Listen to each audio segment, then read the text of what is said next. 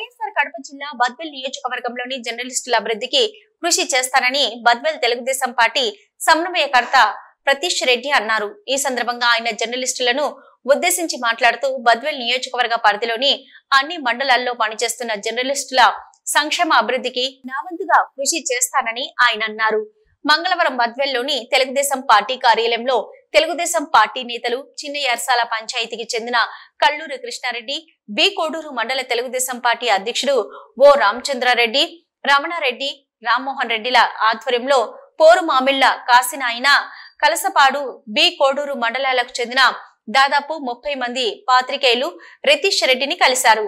10 సంవత్సరాలుగా ఇంటి స్థలాల కోసం దరఖాస్తులు చేసుకుంటున్నామని, ఏ ఒక్కరూ మాకు స్థలాలు ఇవ్వలేదని, తమరు మా విన్నపాన్ని మన్నించి ఇంటి స్థలాలు ఇవ్వాలని జర్నలిస్టులు వినతి పత్రాన్ని అందించారు. అందుకు రితీష్ రెడ్డి సానుకూలంగా స్పందించి జర్నలిస్టుల నిత్యం ప్రజా సమస్యలపై పోరాటం చేస్తూ అగమ్య గోచరంగా జీవనం సాగిస్తున్న విషయాన్ని తమ పాదయాత్రలో గుర్తించమన్నారు.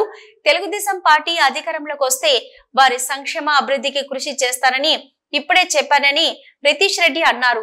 ఇచ్చిన మాటకు కట్టుబడి మీకు ఇంటి స్థలాలు ఇచ్చేందుకు మొదటి ప్రాధాన్యత ఇస్తానన్నారు.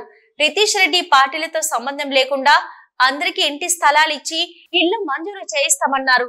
4 మండలాల పాత్రికేయులు ఒకే కుటుంబ సభ్యులుగా కలిసిమెలిసి ఉండాలని, వారి శ్రమకు తగిన ఫలితం త్వరలోనే తమ వంతు కృషి చేసి వారికి తగు న్యాయం చేకూరుస్తారని రితీష్ రెడ్డి హామీ ఇచ్చారు. అందరి వినతి పత్రాలు తీసుకుని ఆర్డీఓ, తహసీల్దార్లకు పంపి వారి ద్వారా పట్టాలు పంపిణీకి కృషి చేస్తామన్నారు.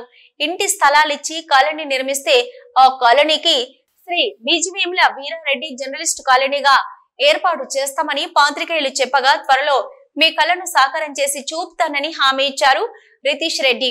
ఈ కార్యక్రమంలో పోరుమామిళ్ల, కాశీనాయక, కలసపాడు, బి కోడూరు మండలాల్లోని ప్రింట్, ఎలక్ట్రానిక్ మీడియా జర్నలిస్టులు పాల్గొన్నారు.